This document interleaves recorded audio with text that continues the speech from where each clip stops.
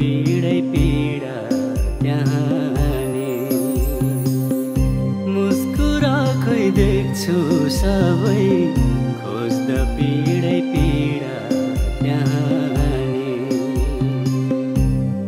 कहानी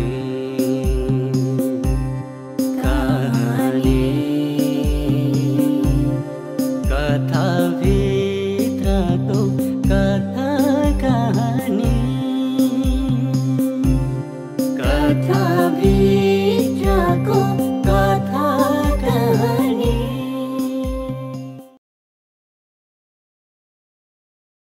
धनी तिमीले किन मलाई बचाएको?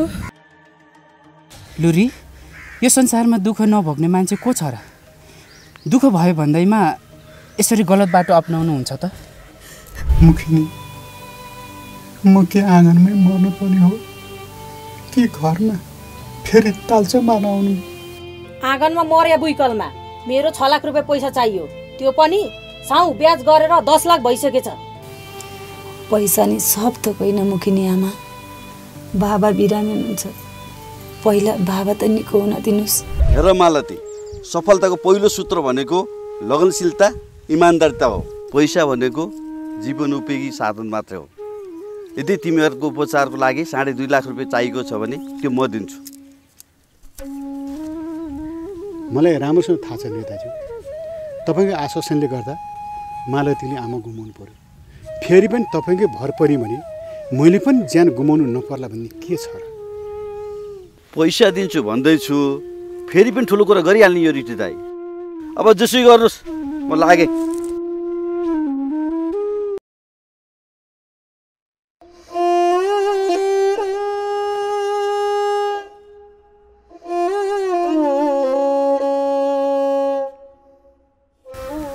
छोरी मालती, तँलाई पनि जिन्दगीमा सुख भन्ने कुरो कहिले नआउने भयो।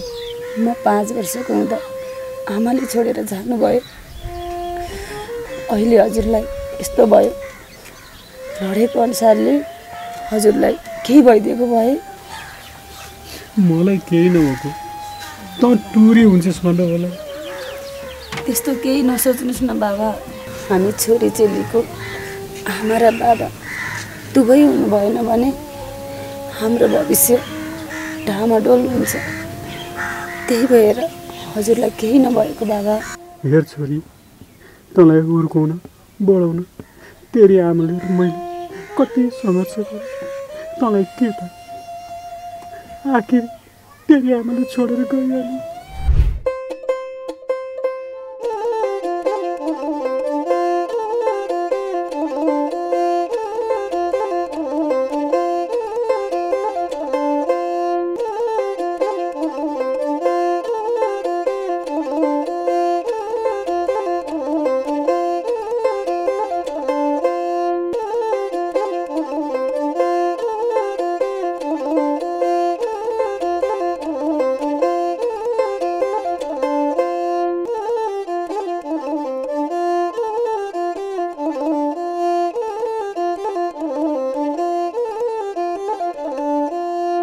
हेर बुढी, अब त मालती पनि ठुली भइसक्यो, केही गर्न सकेका छैन, केही त गर्न पर्ने। कसो गर्ने हो? के गर्ने नि, खेत जति सबै बाँझो छ, अब खेती किसानी गरेर बस्ने। खोइ गर्नु त भनेको मालती जन्मेको बेलामा मुखियासँग लिएको ऋण अहिलेसम्म तिर्न सकेका होइन। तिर्न पर्यो नि त, अर्काको ऋण ल्याएपछि कस्ता छन् ती बाउ छोरा।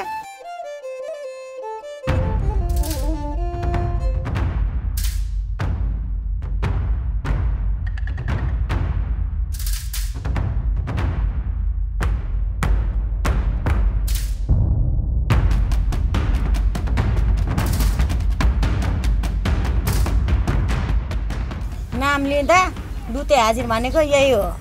अर्काको ऋण खाइसकेपछि तिमीहरूलाई तिर्नु पर्दैन कि कुरामा त काटेर बस्ने? ऋण खाएपछि तिर्नु पर्छ भन्ने कुरो मलाई पनि थाहा छ सानो मुखे। ढिला चाँडो त भइहाल्छ। सुत्केरीबाट त भर्खर तङ्ग्रिँदैछु, तिरिहाल्छौँ नि हजुरहरूको ऋण।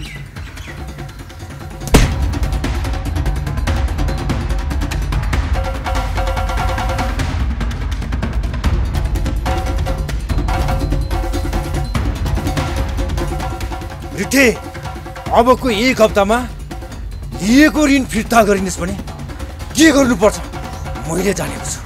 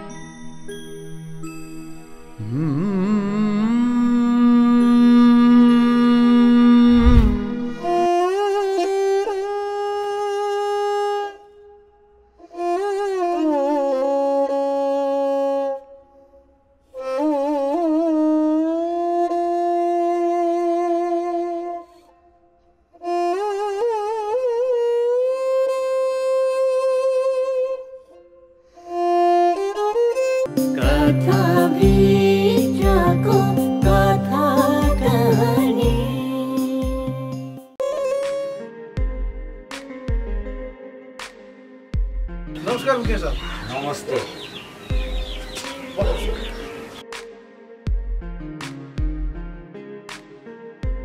ल बधाई छ हजुरलाई। बुवा नभएपछि मुखिया साहब हुनुभएछ, साह्रै खुसी लाग्यो। धन्यवाद आशु कवि काका। म त एउटा कुरा भनौँ कि भनेर आएको। त्यस्तो के कुरा होला मुखिया बाबु, भन्दा भइहाल्छ नि। तपाईँको छोरी लुरी मेरो घरमा त्यत्रो महिना काम गर्यो, तर अहिले धनेसँग लप्पन सपन चलेको रहेछ। मैले मेरै आँखाले देखेको। छोडिदिनुहोस् मुखिया बाबु, अब घरबाट निस्केर गइसकेको छोरीको के कुरा गर्नु। भोलि तल माथि पर्छ कि भनेर मात्र भनेको। ल त्यसो भए ठिक छ, म अहिले लागेँ। हस् त मुखिया बाबु। हस् नमस्ते। हस् नमस्कार। फेरि आउँदै गर्नु होला।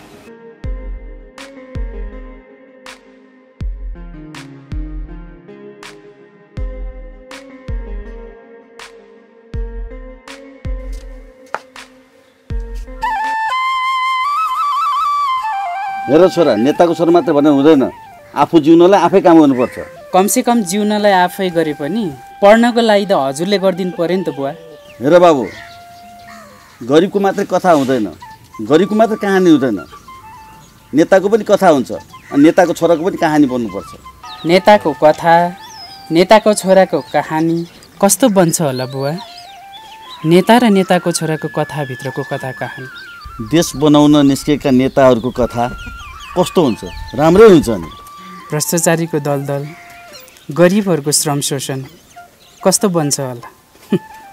भनेपछि मेरो छोरी भविष्यमा नेता बन्ला जस्तो छ। म बरु किसान बन्छु, नेता कहिले पनि बन्दिनँ।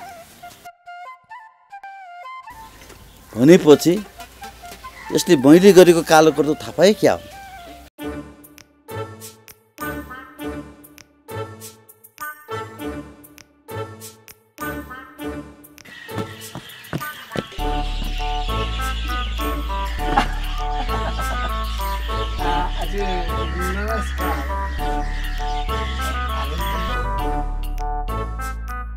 यो संसारमा सबैभन्दा दुःख पाएको तपाईँ बुढो मान्छे रिठेल। भनेपछि संसारकै गफाडी चाहिँ त कस्तो संस्कार नभएको मान्छे, आफूभन्दा बुढो मान्छेलाई जिस्काउन लाज लाग्दैन? मलाई पनि मन पर्ने यस्तै बुढा मान्छे हो क्या। अब यस्तै बुढाको छोरी मन पर्छ? अरे बा तेरीमा ठास्नी बोकाको जस्तो दाढी पालेर अर्काको छोरी जिस्काउने। त्यत्तिकै मैले संस्कार नभएको मान्छे भनेको हो। मार्छ क्या?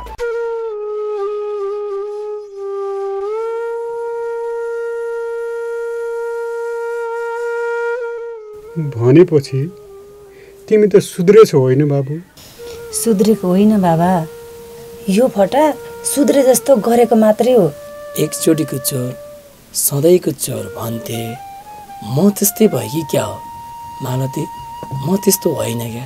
मलाई माफ गर्नु रिठेबा, हिजोको दिनमा मैले गल्ती गरेकै हो। ठिक छ, मैले तँलाई माफी गरिदिएँ। भन कति के काम ल्याइस्?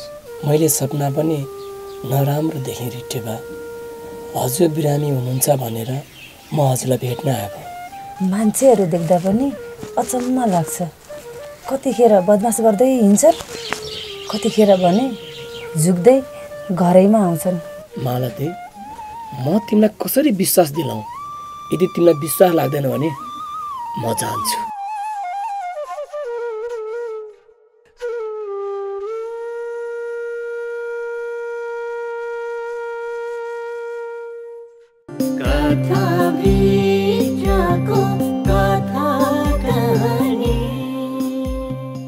हेर लुरी, तिमी आफ्नै घमण्डले गर्दा आँसु कवि बाबाबाट टाढिनु पर्यो। धने म कसको लागि बाँचु? त पनि नेताको छोरा मलाई छोडेर गइहाल्छस्। आँसु कवि बाबाले पनि घरबाट निकालिदिनु भयो। अझ ठुलो कुरा गर्छस्? यदि म समयमै नपुगेको भए तिम्रो कुन हालत हुन्थ्यो त्यो त कि त ईश्वरलाई थाहा छ कि त मलाई थाहा छ। तिमीले जेसुकै भन धने, म रातभरि यहीँ आगो तापेर बस्छु। भोलि के हुन्छ थाहा छैन। जिद्दी नगर है लुरी, भनिदिएको छु नि फेरि। आखिर सडकमै हुर्के, सडकमै पुगे। तिमीलाई के भयो त धने? भनेपछि मेरो यति पनि माया छैन र चाहिँ लुरी? माया भएर के गर्नु धने? तिम्रो र मेरो औकात पनि मिल्नु पर्यो नि। त्यस्तो कुरा नगर है लुरी। तिमी रातभरि यहीँ बस्छ भने ठिक छ, म पनि यहीँ बस्छु। मैले भने नमाने होइन? तिम्रो पो घर परिवार भएको मान्छे हो धने। तिमी घर जाऊ, मेरो पो कोही छैन। म यहीँ बस्छु। नाइ, म पनि यहीँ बस्छु। धने, के तिमीले साँच्चै भनेको हो? हो, मैले साँच्चै भन्दैछु। के मैले गाउँलेहरूलाई ढाँट्छु त? हुन त त्यो काममा इमान्दारै थिए, किन छोडेर गइछे त त्यसले? हुन त आफ्नै छोरीलाई जस्तै माया गर्नुहुन्थ्यो है हजुरले बुढीलाई। अहिलेको बच्चाहरूको के कुरा गर्नु? हुन त आफ्नो छोरी भए पो आफ्नो हुन्थे। आफ्ना छोराछोरी त आफ्ना हुँदैनन्। त्यो लुरीलाई त मैले आश्रमबाट ल्याएर पालेको, अनि कसरी आफ्नो हुन्थे र? हजुरको छोरी म जस्तै थिए रे है, अनुहार पनि मिल्थ्यो रे। हो नि, त्यो सपनाको अनुहार त काट्टाकुट्टी तिमीसँगै मिल्थ्यो बहिनी। बितिसकेको मेरो परिवारको कुरालाई लिएर मेरो मन छिया नबनाऊ। मैले ती सबै कुराहरू भुलिसकेँ। मुखिनीलाई मेरो बारेमा सबै कुरा थाहा छँदैछ नि, मैले के भनिरहनु पऱ्यो र? एउटी आमाले आफ्नो सन्तानको लागि गरेको माया र बाबाको बलिदान मैले राम्रोसँग बुझेको छु आँसु कवि बाबु। त्यो लुरी आफ्नो छोरी जस्तो कहाँ हुन्थी र होइन त काका? छोडिदेऊ यी कुरा। आफ्नो परिवार गुमाउँदा त केही भएन, त्यो नाथे अर्काको धर्मपुत्रीले छोडेर जाँदा मलाई के फरक पर्छ र? कुरा फरक पर्ने नपर्नेको होइन बाबा। म काम गर्छु, पैसा कमाउँछु, हजुरलाई औषधि किनेर ल्याइदिन्छु। बरु औषधि चाहिँ टाइममा खानुपर्छ नि। के गर्नु त मालती, मेरो कारणले गर्दा नपाउनु दुःख पाइहालिस्। के आकाशको कारणले गर्दा धरतीलाई बोझ हुन्छ र बाबा? मेरा लागि यो उमेरसम्म दुःख गर्नुभयो। जब 2-4 दिन के यसो बिरामिनु भएको, एक चक्की औषधि किनेर ल्याउँदा मलाई के दुःख भयो र बाबा? छोरी मालती, मलाई साह्रै गाह्रो भइरहेछ। पहिलाको रोग बोल्झेला जस्तो छ। हजुरलाई केही हुन दिन्न बाबा। बरु म दिनरात काम गरेर भए पनि हजुरको उपचार गर्छु। छोरी मालती, बिहान बेलुकाको छाटार पनि धौधौ छ। एउटा सिटामोल किन्ने पैसा पनि छैन हामीसित। 2.5 लाख रुपियाँ तँलाई कसले पत्याउँछ? पुण्य कमाउनलाई मन्दिर धाइरहनु पर्दैन बाबा। आफ्नो जीवित भगवान आमा बाबाको सेवा गर्न पाए त्योभन्दा ठुलो धर्म अरू केही हुँदैन। त्यो त धनीको लागि मात्रै हो मालती, हामी जस्तो गरिबको लागि होइन। भने जस्तो सजिलो छ र? भरे बेलुका खाने औषधि छैन। ल धेरै नबोल्नु बाबा। मैले त्यहाँ खाना बनाएर राखिदिएको छु, खानु, म औषधि लिएर आउँछु।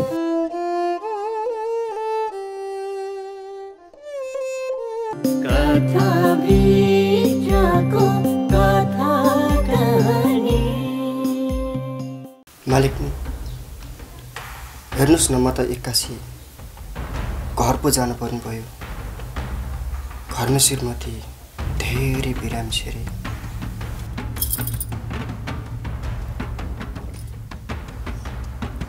न बिहे न व्रतबन्ध न चाडपर्व, घर जानुको लागि बहाना बनाउँदैछस्? जहाँ जाने भए तर फर्केर चाहिँ नआइज। मालिक नि हजुरको घरमा यत्रो वर्ष काम गरेँ, हजुर आफै भन्नुहोस् त अब म कहाँ जाउँ? कहाँ जाउँ होइन, भान्सामा गएर खाना बना जा। मालिक नि हजुरको घरमा मैले धेरै लामो समयसम्म काम गरेँ। मेरो श्रीमती के हुन्छ थाहा छैन। मेरो हिसाब किताब गरिदिनुहोस्, म घर जान्छु। श्रीमतीको माया लाग्छ घर जाने, कामको माया लाग्छ भने खुरुखुरु काम गर्ने। हिसाब किताब भनेको चाडबाडमा मात्रै गरिन्छ, तैँले जतिखेर भन त्यतिखेर हुन्छ। मालिक नि के म यसै खाली हातै घर जाउँ त? मेरो श्रीमती बिरामी भएर छटपटाइरहेको म कसरी हेरौँ? जेसुकै गर, ला यो गिलास भान्सामा लिएर जा।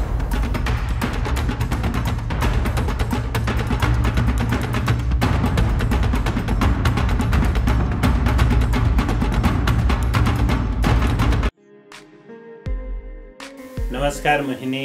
नमस्कार, बस्नुस् न। म त एउटा कुरो गरौँ कि भनेर आएको मुखिनी। के कुरा र डाक्टर साहब भन्नुस् न। बिचरा त्यो गरिब रिठे मालतीको घरमा तपाईँले ताला चाहिँ किन लानु भएको? पैसा नदिएर नि डाक्टर साहब। 6 लाख रुपियाँ पैसा लागेको वर्षौँ बितिसक्यो, ब्याज सहित गरेर 10 लाख पुगिसकेछ। 1 रुपियाँ फिर्ता दिने होइन, त्यही भएर ताला लाएको नि। फर्केर आएर तिर्छन् कि भनेर।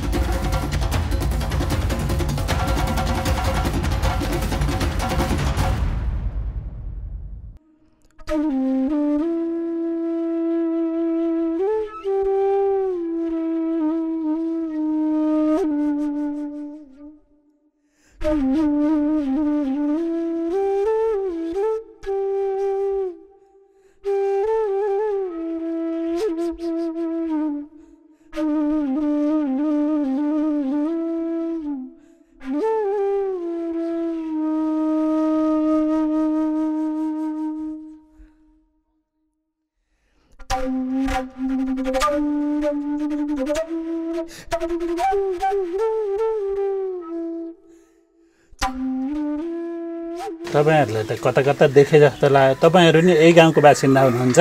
हो सर, हामी यही गाउँका बासिन्दा हो। अनि हजुर डाक्टर उद्धव होइन? हो, म डाक्टर उद्धव नै हो। अनि यहाँ खम्बामा कसले के? 2 महिना अगाडि तपाईँले मेरो उपचार गरेको होइन?